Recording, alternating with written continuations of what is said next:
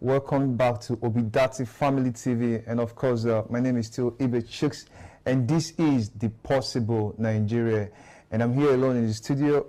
Unfortunately, or fortunately, however you want to look at it, Kamsi is currently indisposed and won't be joining me on the show. But we are going to quickly look at, of course, you know how we do it on the show. We talk about the possible Nigeria we are all hoping for, and of course, we are looking forward to the election, 25th February, to elect the next set of leaders that will take this country, Nigeria, from where we are currently to where we believe we are supposed to be. And on this show today, we'll be looking at the Peter Obi's manifesto. Of course, we know the caption of your manifesto. It says, "It's possible, our pact with Nigeria." And that is all this show is all about, looking at the possibility of the Nigeria that is possible. Yes, I want to put it that way. And today we're looking at it from the area of agriculture. We all know that agriculture is a very important sector in every economy. In fact, in every nation, agriculture, because everybody has to eat, you know, and not just to eat, we also need the agricultural product for some other activities, for some other products, or for some other goods. So we're looking at how we can move from being a consuming nation to a producing nation, and that is one of the vital points on Peter Obi's manifesto. You know, he promising Nigeria that he's going to move this country from a consumption country to a production country, and we're looking at agriculture in that aspect. We all know that Nigeria is blessed with a very vast mass of land or area of land, especially in the north, and these lands seems to be not be put to use. And Peter Obi has promised in his manifesto that if elected as president, or when elected as president, because he's already looking like a very good possibility that he is going to emerge winner on the polls come February 25th. So we're looking at what he said he would do by the time he becomes president of this country, by harnessing the vast area of land we have, especially in the north, to make sure that this country becomes one of the leading nations when it comes to agricultural products. And we're looking at the possibility of that. Now, we all know Nigeria, of course, we have a very large mass of land in the north, most especially, but of course, in some other regions, we have very reasonable amount of land, even down here in the east. Now, what do we have to do? What are the things we need to do to make sure that these lands are being put to use? I saw a video of it's an establishment in the country, particularly China, where there was a very high-rise tower that was built by the Chinese government, and if you're looking at it, you think it's a very five-star hotel, but this facility is a pig farm, and it was very marveling. And I was asking myself, why can't we replicate something like this? You know, because I believe this is one of the reasons why agriculture seems to not be a thing here in this country. It hasn't yet been, you know, digitalized. There's this need to make sure that agriculture has a romance with technology to actually attract young people into it. And there has been, this subject has been a debate, or has been subject to debate every time. How do we digitalize agriculture to make it attractive to young people to go into it, so that we'll have a lot of people in the agricultural sector? And I think it's one of the things Peter Obi has stated, that is going to make sure that agriculture is being driven by technology to actually get young people to be a part of it. There is a very, very, very large opportunity in agriculture, because people will eat, and we're not just looking at what we eat as a nation. We're looking at exporting these products, these goods, these agricultural products to other countries, and placing ourselves on the map as one of the leading nations in agricultural products. And this is all it takes to move us from being a consumption country to a producing country. We are blessed with oil, and we know that, and so far we've been reaping from the proceeds of oil, but we know that oil will one day, the oil wells will get dry one day. So how do we sustain our nation as, and how do we sustain ourselves as a country, as people of a country, when the oil is gone? And I think God gave us an alternative, which is agriculture, because if God hasn't given us the large area of land, I don't think there will be need, you know, we won't be placed in a place to actually think of maximizing our agricultural possibilities, of trying to use agriculture as a next source of revenue for this country. So I think it's all down to willpower. The previous administrations have not really harnessed into that very area when it comes to the vast mass of land that we are blessed with as a country, to place this country as a leading nation in agricultural export. But P2B in his manifesto has stated that this is one of his priorities, that if elected, he's going to make sure that the vast arable lands in the north are being put to use, are being put to creating agricultural goods and products. And one of the ways to do that is to make sure that young people get involved in agriculture. And to do that effectively, you need to make sure that technology, you're looking at what we call the modern agriculture, where you have technology, playing a very vital role in agriculture. Because once that happens, I mean, you're going to have a lot of young people going into agriculture, wanting to identify as farmers, and then we're looking at being a country where agricultural products will be a major source of export. So it is possible. That's what we're saying on this show. It is possible that Nigeria as a country will move from a consumption country to a producing country with regards to agriculture. And of course, other areas, we are blessed with other mineral resources. We are very much aware of that. We are blessed with gold, we are blessed with limestone, and all whatnot. But agriculture seems to be one of the most underharnessed, because we don't seem to have anything stopping us from maximizing these areas, if not for the will to actually do it. So that is why we are asking that it is very important that we vote in the Labour Party candidates come this very election. Because if you look at the 7-point agenda of the manifesto, it is crystal clear that this is a manifesto that is driven at national development and human empowerment. And we can't but not avail ourselves of this opportunity to put in leaders with vision, very clear vision, of how to make this country a better country. I mean, I don't think, it seems like we've almost exhausted everything in our foreign reserve. I'm aware the last time that we borrowed money, I think that was the last money we could borrow. So now we as a country are owing billions, if not trillions, in debt. And the only way to get out of that is to place ourselves in a place of production where this country will be able to export goods and also services to be able to, to earn much revenue, as much as we could as a nation, and be able to, invest in infrastructure, human empowerment, and other sectors. And one of the vital ways to do that is to maximize our agricultural abilities. We have the land, like P2B stated, we have a very wide, very vast arable land in the north. And you ask, why are these lands not put to maximum use?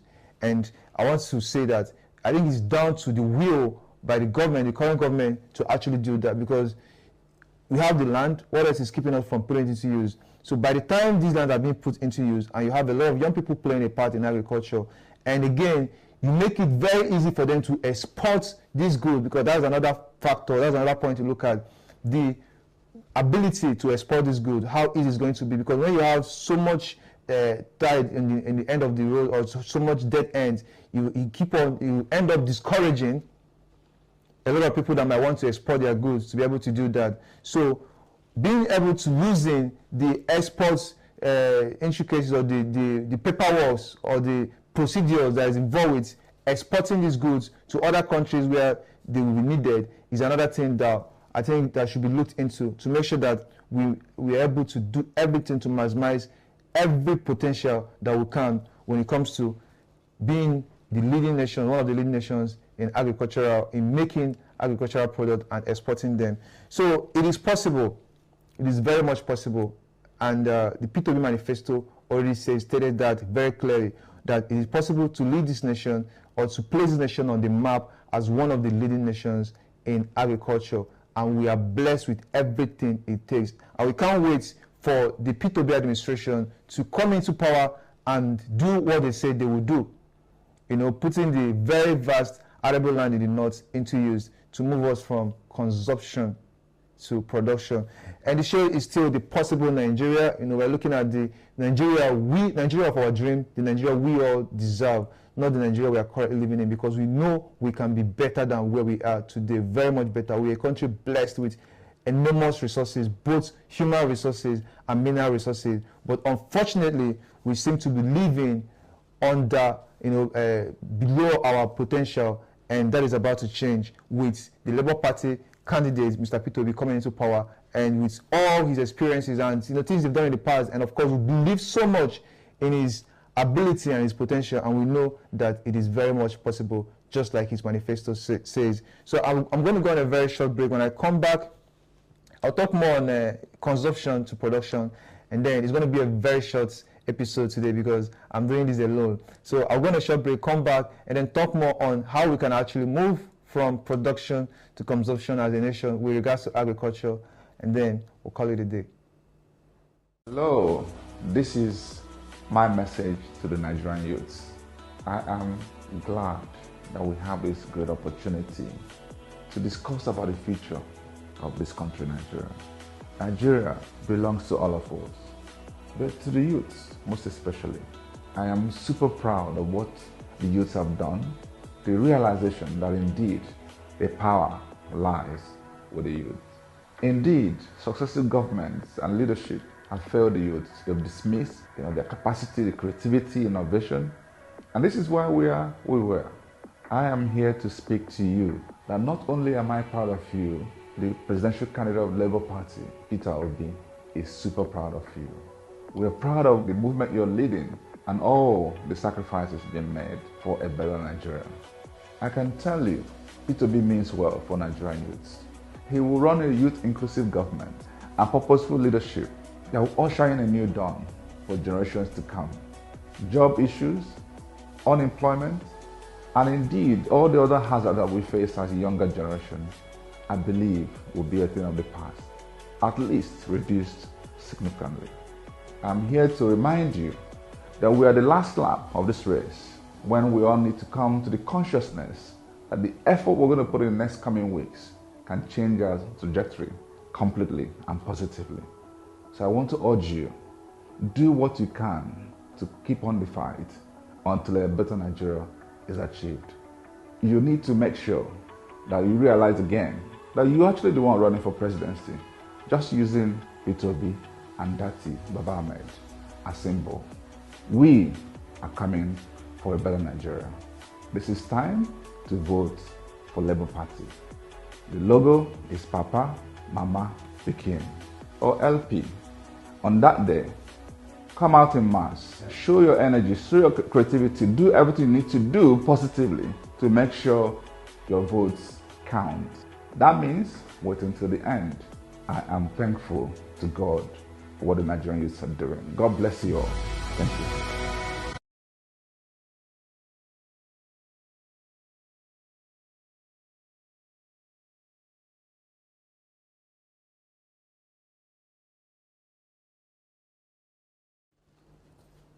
Welcome back to the show. This is still, of course, Obidati Family TV, and the name of the show is still Possible Nigeria, and I am Chuks, Ibe Chuks.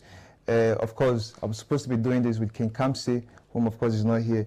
But today we're looking at moving Nigeria from consumption to production, which is one of the main agendas on the P2B's manifesto, which we all know is one of the leading issues we're having in this country. We're a country where we seem to be consuming more than we are producing. And of course, if you're a businessman, you know that if you are not making gain, if you are consuming, or should I put it, you are making loss more than profits, of course, that means your business is definitely in a very bad place, or you might call yourself, you're not having a very successful time as a businessman. So what do we do as a nation to move ourselves from a place of consumption to a place of production? And one of the agendas on P2B's manifesto is to harness the agricultural potential of this country. We have a very vast arable land and we can put it to great use. And P2B has promised that when he comes into power, he's going to make sure that these arable lands are put to place and to maximize our agricultural product. It's so sad that Nigeria is one of the leading nations in the world when it comes to poverty. And with everything we have, with oil, we're blessed with oil, we're blessed with so many mineral resources, gold, limestone, and all that, and still we are placed on the world map as one of the leading countries when it comes to poverty levels. And P2B has identified that one of the reasons for this is because Nigeria has continued to be a country that has been consuming more than we are producing, and that has to change. And that is what the Labour Party candidate and his team are promising Nigerians, that if they're elected into power by 25th of February, which is this month, that they'll be able to change this course to move our nation from a place of consumption to a place of production.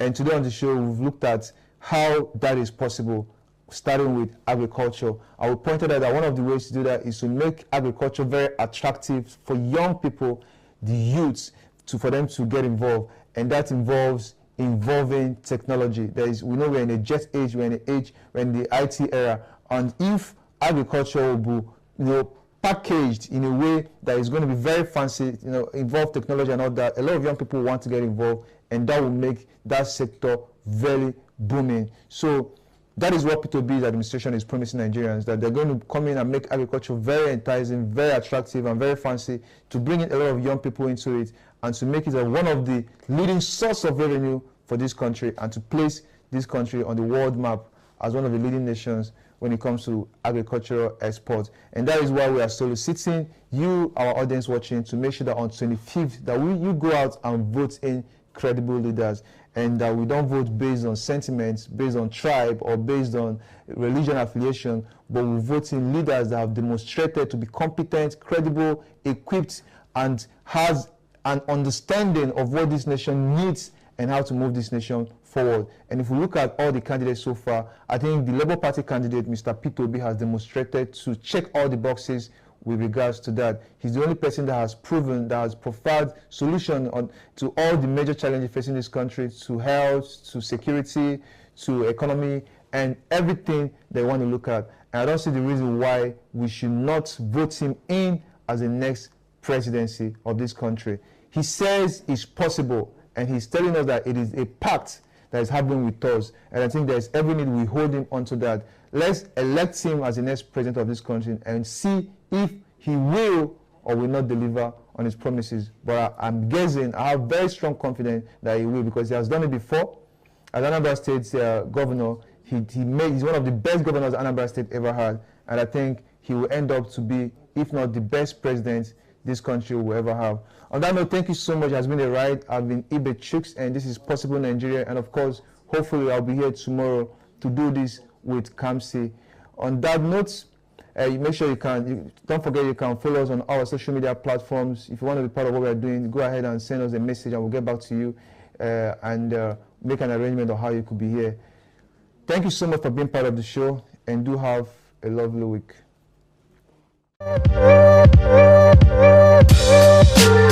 Thank you.